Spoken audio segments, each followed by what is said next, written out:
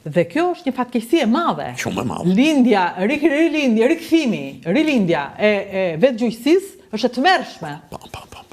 Dhe duhet të ishte e shmangshme, por këta që vodhën duhet ta kuptonin. Duhet ta kuptonin që kjo ditë do vinte. Dhe kjo është për të vënë duart në kokë, sepse tani jemi shumë të rrezikuar kur djalli doli nga shishja. Dhe tani nuk futet me urdhra as të amës, as të akepit.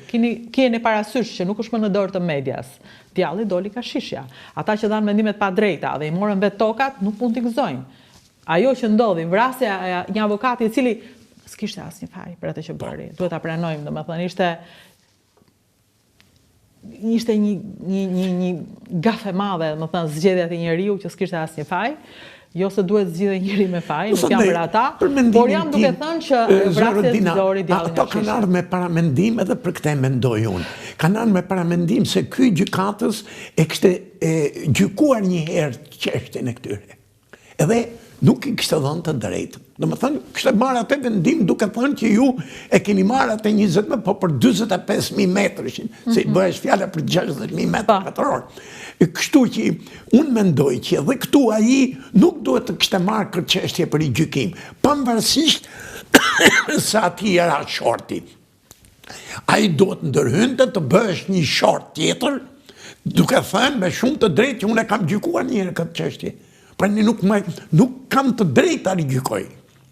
Kështu që edhe ai ka bërë një gabim. Nuk dua të merrem me rastin duke qenë se unë e dënoj vetvetiu vrasjen, edhe nuk dua fare të gjej unë dua të them edhe këtë, domethënë që mund të ishte shmangur. E kuptoj, nuk dua me rastin. Domethënë realisht mua më duket tmerr ajo që ndodhi, por unë mendoj që nuk ka për të mbyllur. Kam frikë se njerëzit do marrin hap se kanë humbur pronën. Po, sigurisht. Unë mendoj të kalojmë te fillimi, te politika. Jo, unë mendoj të kalojmë ke kush është domethënë nisma e këtij rezultati që neve kemi sot.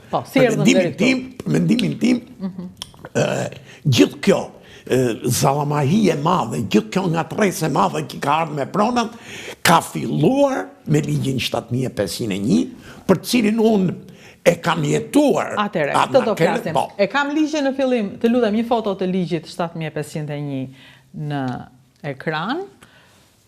Sepse ka nisur debat shumë i madh, kush e ka fajin për ligjin, Berisha apo PS-ja. Hajde, ndalojmë pak nga pak dhe flasim me një dëshmitar i cili ishte deputet dhe ngriti dorën për ose kundër do na e thotë sot për ligjin 7501. Si ishte atëra me dorë, me karton, si ishte votimi në 91-shin? Me karton. Me karton ishte atëra. Kryetari i parlamentit ishte? Ishte Kastrioti Islami, po më duket, mos gabohem tash se kanë kaluar kaq vite. Këtë seancë më duket e ka drejtuar Leka Meksi. Pse që ishte nënkryetari i parlamentit nga opozita. Mund ta ketë drejtuar ai seancë. Këtë përshtypje kam. Këtë përshtypje nuk e di. Korrik 91. Korrik 91. 29. Ajo, ai ishte 9 prilli. Është sipër ligji. Po mirë, po atëherë ky është bërë atëherë propozimi e kodit, kurse votimi është bërë në... E lexojmë. Kuvendi i Shqipërisë në 19 korrik 91 ka vendosur. Në Republikën e Shqipërisë toka ndahet në tokë bujqësore, të zëna me bimët e arave, pemishte, breshta, ullishte, kudo që ndodhen fshatra, qytete, qendrat banuara, pavarësisht nga masia e tyre. B. Toka të zëna me pyje, kullota, livade, dhe toka jo bujqësore, të zëna nga ndërtime ekonomike, social-kulturore, reparte ushtarake, oboret e tyre, toka të zëna nga ndërtime banimi, obore, avli, në përdorim përgjithshëm, autostrada, aerodrome, vareza, vende shkëmbore, rër bregdetare, plazhe, toka me ujë, liqene rezervuar, auz, kanale të ndryshme, lumenj, prenj, zallishte, këneta, sheshe ndërtesash, monumentesh me interes historik e arkeologjik. Shumë interesant, Zarudina, është në një 2. Shteti u jep tokë personave fizik a juridik. Këta gëzojnë të drejtën e pronësisë dhe të gjithë të drejtat që përmbahen në këtë ligj. Ndalohet shitja dhe blerja e tokës. Po mirë që ka ndaluar atëherë, pse ndodhi masakra? Po jo, ligjit 7501 në vitin 93 dhe 95, që ka PD-ja në drejtimin e shtetit shqiptar, janë bërë amendamente, të cilat shkuan deri atje që praktikisht me një sy qorr ose ku diun, bënin sikur nuk merrnin vesh se ç'bëhet, filloi pronësimi i tokave që u dhanë dhe shitblerja atyre. Atëre, mbetemi një moment në këtë ditë dhe pastaj vemi te amendimet, i kemi dhe datat e amendimeve dhe vitet, sepse me ç'duket sa herë ka pas fushata ka pas amendime. Po, sa herë ka pas fushata. Dhe arsyeja kryesore, qoftë i ligji 7500 që propozuan socialistët, sepse kishte marrë emrin Partia Socialiste, më duket kur është bërë ky ligj, edhe ligji ka ardhur i propozuar nga socialistët në kuvend? Po, ligji ka ardhur i propozuar nga ata. Gata. Por Saliu ka bërë qmos që dhe grupi parlamentari i Partisë Demokratike ta voton të këtë ligj.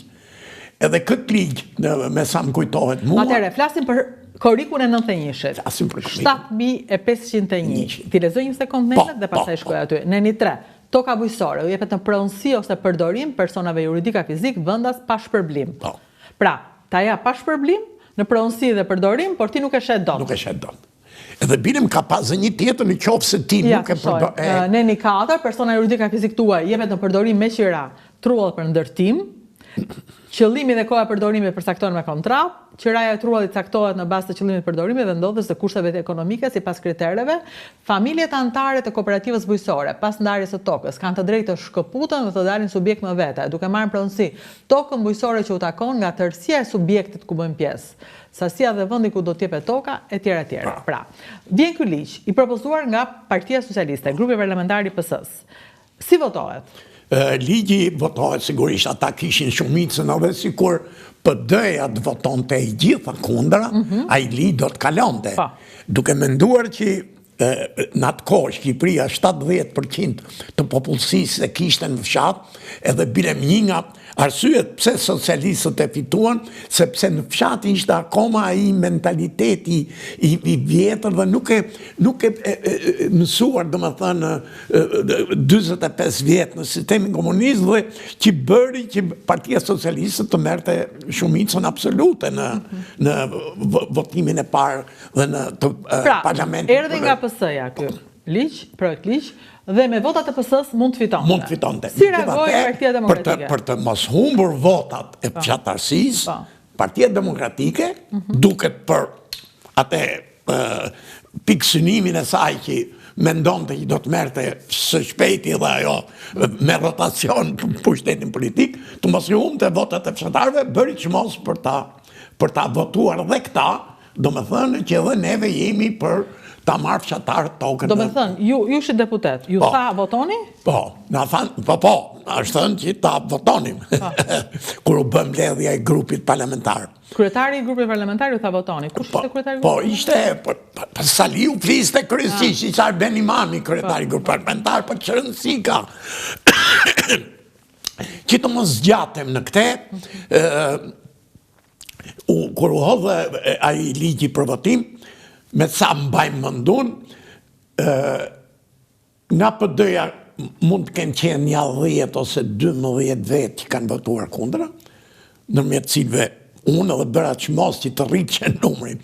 Kemi qenë bashkë bilem tullur nga fundi i sallës, së bashku me Bashkim Koplikun, edhe i bënim atyne që kishim afër votoni kundra. Pse? Unë principialisht e kam votuar kundër duke menduar se këtu me këtë ligj po të cënohet prona. Dhe ne si Parti Demokratike që erdhëm me pikësynimet të më thënë ta bëjmë Shqipërinë si Evropa, një nga principet kryesore të sistemit demokratik, ku që është? Mbrojtja e pronës së qytetarëve. Kështu që jo se ne e menduam, ta thëmë sinqerisht, se çfarë pasojash do të sillte ky ligj, sepse si që ishte në fillim, toka nuk ishte dhe në pronësi për përdorim, jo për shitblerje. Dhe kjo e bën... Kjo, edhe për mendimin tim, po ta shikosh në kontekstin e kohës. Ky ka qenë një ligj që duhet të bësh, pse? Në Shqipëri banonte 70% e popullsisë në fshat. U shkatëru sistemi i fermave dhe sistemi kooperativist. Si do e tonë në ta? Prandaj do krijohesh një krizë, do krijohesh një krizë me të vërtet, një revolt për këta njerëz, çdo bëheshin. Kështu që duke dhënë një tokë, ai do lidhesh me atë tokën për ta shfrytzuar dhe për të jetuar.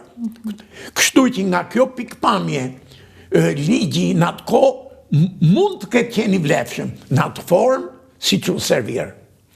Por gabimet janë bërë më vonë, edhe qëllimi gjithnjë ka qenë puna e votave. Atëre, që ndodhi më vonë? Qofse kam foton e amendimeve, ma jep në të kundër, thjesht i kem, janë amendime. Do me thënë, ky është ligji 7501, i kaluar në parlament, në korik, 1991. I azhurnuar, do me thënë, i updetuar, i përditësuar, e themi tani shqip, në datën 2/6/93. Pra, në 93-shin, është bërë amendimi i pari ligjit. Me gjithë dhe këtu është thënë në fund Daloçi.